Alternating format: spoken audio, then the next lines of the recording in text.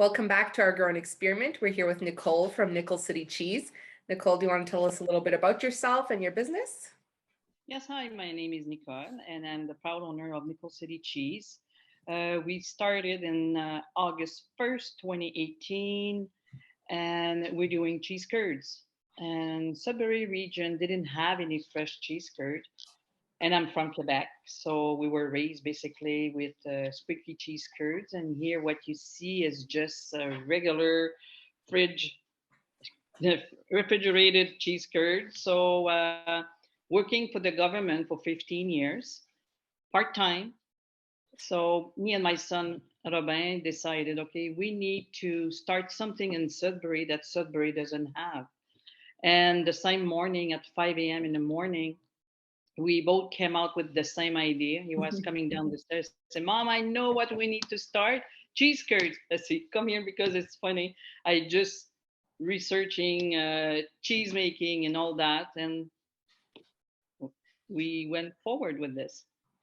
Okay, and so that's when you started the business in earnest. So when was your first batch? First batch was August 1st, August 1st. 2018. Yes. Okay. And so how do you make cheese curds? Well, you need to pasteurize. You need to pasteurize your milk, and after that, you need to put your culture, your rennet, your calcium, and every step of the way, there's a process to follow, and the end result is cheese. Okay. And so after you put the enzymes in and stuff, what's the next thing that'll happen in the process? Does the cheese start change right away, or do you have to wait a fair amount of time? Yes, each step there's a waiting period, and the final step, well, after you cutting, you need to let it sit, and all the cheese go at the bottom, and the whey stay on top, and you drain your whey, and it's nice fresh cheese at the bottom after the whey it's been removed. Okay. And so with cheese curds, is there anything that sort of separates them in the making process from, like, say, a regular your block of cheese, let's say? No, same process. Okay. Every block needs to be doing the same thing as curds, because you need to do the curds before you do your blocks. Hmm. Okay. So the blocks are actually further processed than the curds. That's right. You put them in mold, and you put the press, and you wait until the next day to remove them from the mold, and you cut it and package and sell it. Oh, okay. That's cool. So is cheese curds like a thing that was, say, specific to Quebec, or is that something that's got a longer history than that? No, a lot of well, in Quebec, you see lots of small cheese factory, and we were lucky. And the one closer to us, when it was Tornlo cheese. Mhm. So in Quebec, after that, we had Le Fromage du Village, who started. So we had it in Quebec. And poutine, it's not the same as in Ontario, a lot of grated cheese. Mhm. So poutine for us is cheese curds that don't melt. And here you get the shredded cheese, it's all melting. So Yeah. different, yes. Yeah. Well, that's one thing too. I noticed when I was younger, I wasn't even aware of cheese curds for the longest time, and then I remember my mom told me one time, she said, "Oh, I got these cheese curds. We'll make poutine with them." And you're right, it is a big difference on how it all goes together, right? That's right. Yeah. So, speaking on poutine, we noticed when we were looking at your page, it looks like you also have a food truck or Yes, a we do. restaurant. Is it a food Yes, we truck? have. Yes. Okay. And he does poutine, pogos, homemade pogos, chicken fingers, onion rings, deep fried curds Okay. made from us. And he's lucky because the cheese he's using is fresh from the day. So his poutine is very unique, Mhm. very unique. Yeah. And we do also have a mini donut stand, Okay.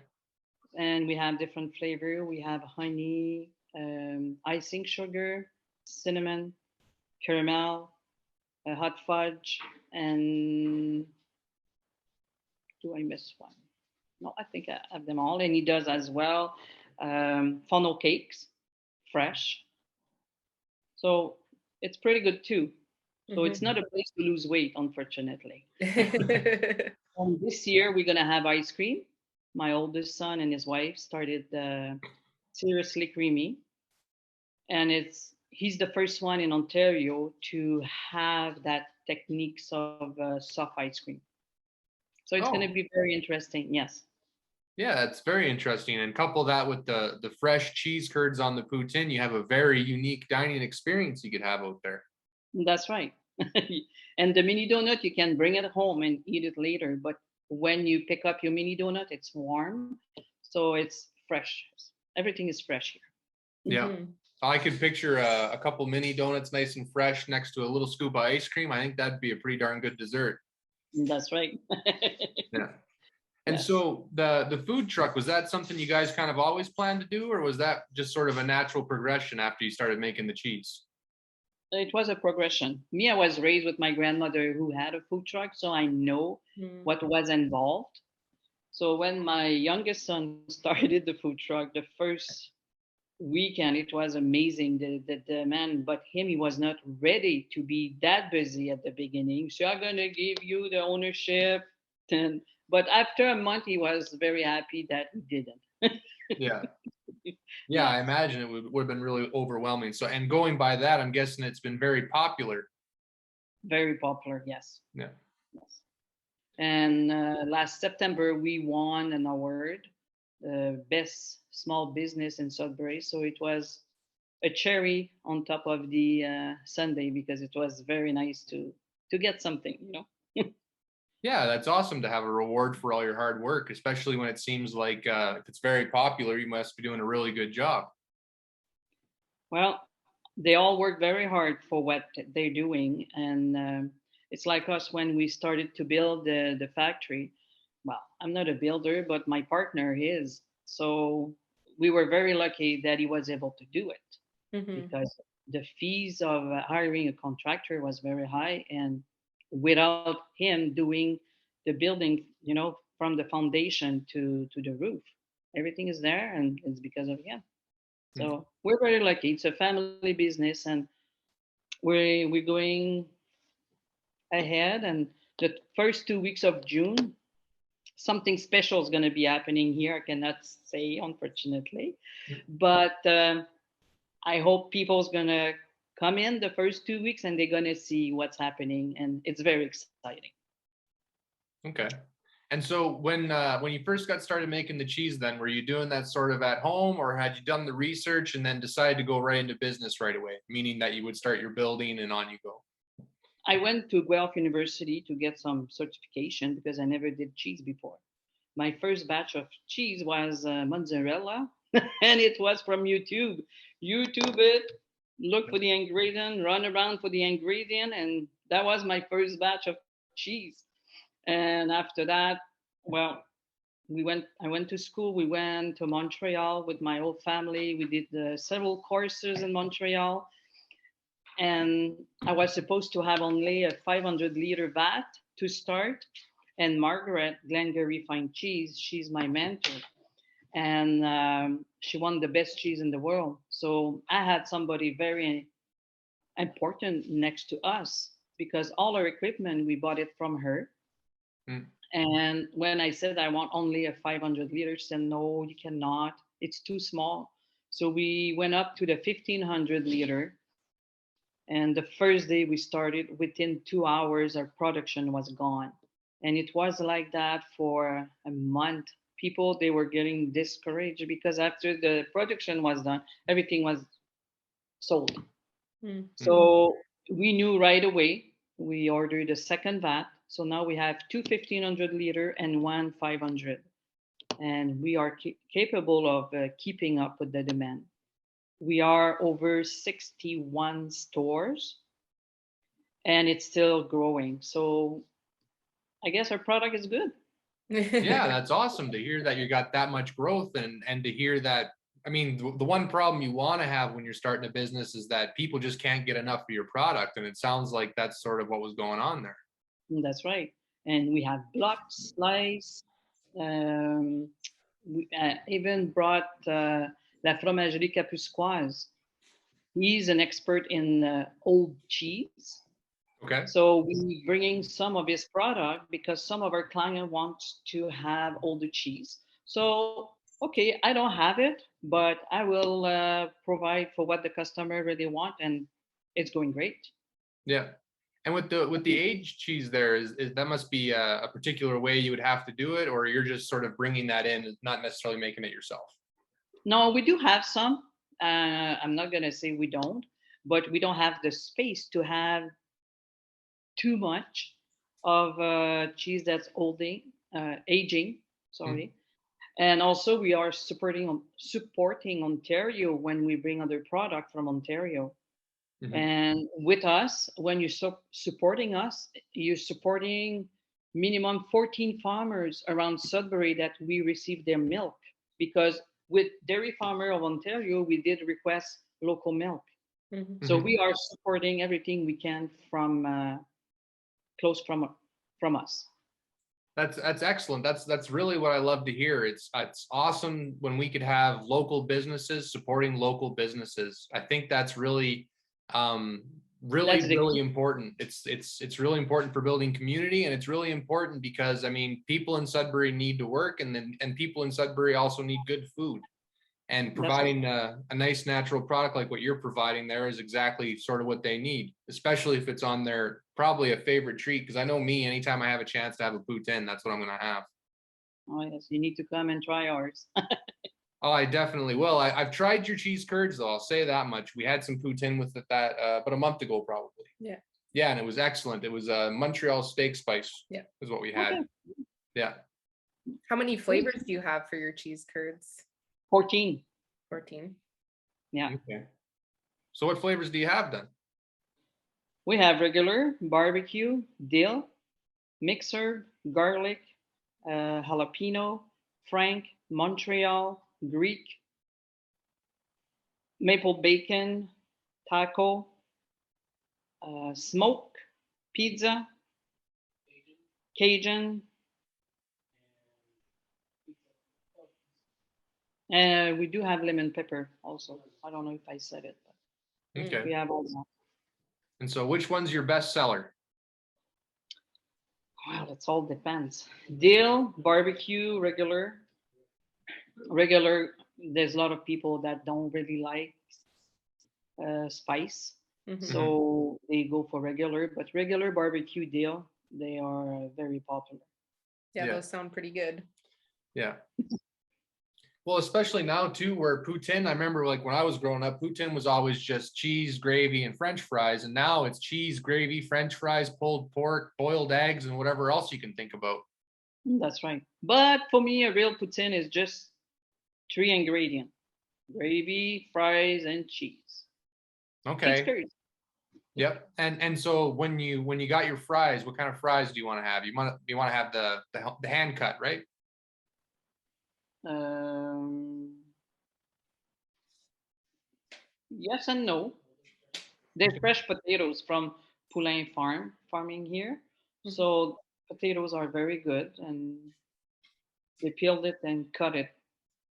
But it, yes, sometime and cut it. It's not the same, but it is the same in a way. But Okay, right. Like it's probably goes through a machine instead of sitting there for yeah, hours hand cutting all. Yeah. yeah, it's a cutter. Yeah. Yeah, I guess fresh made, I guess is what I meant. But Yes. I'm thinking of myself when I make it in my kitchen. I'm doing it by hand. Yes. Yeah. But So you we get, have go three ahead. different. The food truck is by itself, and Okay. after that we have another building for the mini donut, and a third building for the ice cream. Okay. So it's like all in the same sort of location, but their own standalone buildings. Yes, yes, it's on the same location of the cheese factory. Yeah. So there's choice for anyone who wants just a coffee and donut, Mhm. ice cream, cheese, puts in. We have everything to satisfy everybody. Is it all kind of where you'd sit outside and enjoy those things, or is it somewhere where you could sit inside? Yes, no, it's outside, so we do have a sitting area, Hmm. and this year it's going to be a little bit bigger than last year. And because of COVID, we couldn't bring out the picnic tables because we were not allowed. But this year it's going to be about picnic tables for people to sit down and enjoy their meal. Yeah. Well, it's really cool just hearing your story and just how much your family's involved in it, like how your husband built the building and how your kids are getting involved and managing certain aspects of the company. It sounds like a really nice family business you have. I was supposed to be the only one working in the cheese factory. I worked for the government, for the Ministry of the Attorney General in the court division, and I was supposed to take only a leave to see how it's going to go. Mm. And I never went back. But I was supposed to be the only one working there, and from day one, it didn't happen. Um, I have 14 employees, Mm. so the turnout was immediately a success. So it was amazing and surprising Yeah. Well, because go ahead. Sudbury likes the cheese curds. Yeah, well, that's good. That's good. And like, Yeah. it's really cool, like you're saying, the whole family thing too, because you were mentioning that a lot of the skills that you were using to help run the food truck came from your mother, right? And then That's you're right. also teaching your kids as well. So it's like it's a cool family business in that way, which is something that you don't see as much, especially like if you think back to when people lived on the farm, that was just normal. Like most people had exactly that. But now it's like, everyone works in separate areas and doesn't work together. And it's kind of nice to see a family business that can do that kind of thing. That's right. No, I'm very happy that my kids, each of them has their own business, and so far everything's going great. And the ice cream, I'm sure, is going to be a big success this summer. Yeah. And I think they're going to be open the second week of May. Not Okay. this weekend, the following weekend. Yeah, coming soon. Yes, ma'am. And with the ice cream making, I'm guessing that's all also local dairy and probably made in your own guys' processing plant there. No, it's the ice cream is purchased, but it's made from Ontario. I do believe that it's made in Ontario, but I'm not sure about the name. Hmm. Sorry. Okay. Yeah, it's fine. But it's good because like it does seem like as much as you can too, you're really trying to keep local products in the mix and on the menu. That's correct. Yeah. And yeah, and like I mean that's exactly what we like to see, and that's what we hope to see more of. Like and here in Sudbury, there's lots going on. I mean, you can get really if you wanted to, the whole poutine is made basically in Sudbury. If you source the beef local, you can make your own gravy, and there's the cheese curds and everything else. So there you go. You can have That's right. a whole Sudbury poutine, and there's people here who make beer, so you could drink a beer made right in That's, Sudbury as well. that's right. Yeah. It's a great match. Yeah. And so like what you're sort of doing in a way is helping kind of discover and unfold the flavor of Sudbury, which is really cool in itself because you're going to get a different character here, right? Where you're making it than you are anywhere else. That's right. Like I said, the first 2 weeks of June, I think when September arrives, everybody's going to be very happy to see.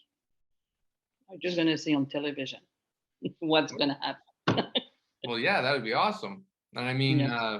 yeah, it's always great to see like Sudbury be recognized for that because I think right here we live in a beautiful area that has a lot of potential for that. Because I know historically there used to be lots of farms around here, and I think there's lots of farms that have been starting up in the last probably 5 years or so. And so I'm hopeful to see that there'd be more of that. And there's still a lot of the old generation farms too. Like we just recently interviewed Mark Seguin Okay, yeah. from Dial, and yeah, he's a fourth generation, and that's That's awesome too. And And like we do receive his milk. And we got his milk. It's Yeah. getting good here. Yeah. yeah, you mentioned that, and that's awesome too because not only now if we go and have poutine over at the chip stand there, we're gonna know the guy who even milked the cow. That's right. So we So got it it's right awesome. back to the source. Yes. So you said you just do the cheese curds. You don't do block cheese or anything like Yes, that? we do. Oh, We you have do. slices, we have blocks, and we do shredded also. And Okay. we do also put in curds to sell to the public. Okay. And So, is that flavored as well, or how do you? no, it's just regular. Okay. Just Regular. regular. Yes. Mhm. And But- we have also local jerky plus for his beef jerky, Okay. and So- creative meats for pepperette. So we really try to bring things from around Sudbury. And I'm not sure if you mentioned exactly, but you said you're from Quebec. Yes. How long have you been in the area? In this area, we moved in 91. Okay. 1991. So 31 years. Yes. And what made you stay? Well, my husband at the time was working for the mines. Okay. So we moved in here, and after that, I met my spouse that I have now, and all Mhm. my kids are here. And Hmm. Yeah, you built your family and your life around here. that's right. It's a great city. We have nothing to complain. Yeah. Well, and the cool thing about Sudbury too, like I'm from a community further north. I'm from a little place called Vermilion Bay, and where I'm from there is like totally Anglophone, and it's kind of cool in Sudbury because I feel like there's quite a bit of French here too. So it must have made it like kind of an easy transition, or maybe you were bilingual, not duolingual. Maybe you were bilingual when you moved here. Yes, because we went. My ex-husband was working for diamond drilling industry, so we stayed in Africa for 5 years, in South Africa. So we had no choice. I had no choice to learn English because everybody over there speak African and English. There was no French for me at all. So as soon as I was coming out of the apartment, you need to speak at least English. Well, at the Yeah. beginning, it's hard, but you learn it. Hmm. Yeah, in South Africa, that's a place I know like almost nothing about. What's the climate kind of like there? Is it hot there, cold? Yes, is this is when here it's summer, over there it's winter, and it's very dry heat, so it's not like humid like here. And I was there when Nelson Mandela came out of jail, so it was very interesting to see all the commotion and curfew that you need to be home at specific time because the army was everywhere. Yeah, that's Does it- definitely a really Yeah. intense time to be there when that's all going on. That's right. Well, Yeah. it's an experience. Yeah. Yeah. Well, yeah, and it's kind of cool to have a chance to go and live in a different place like that. So it's like it's cool sometimes how your work can take you to a place like South Africa because why else would you ever go there maybe, right? That's right. Unless you go on vacation, but you don't live in the city, so you don't really know the culture, and it's important to when you visit places like that to know really what's going on and Hmm. the community. Yeah, and exactly. And that's the thing is there is always kind of like a unique kind of culture and a unique little identity to an area where you're living in. And it's like nowadays it seems like it's become a little bit detached because like maybe because we spend so much time online and that kind of thing, it seems like we have less of a tightly knit community where people don't hang out in person quite as much. But it's definitely sort of like, you know, it's what makes up a group of people kind of it gives them their character in a way, right? Like it's part of who they are. That's right.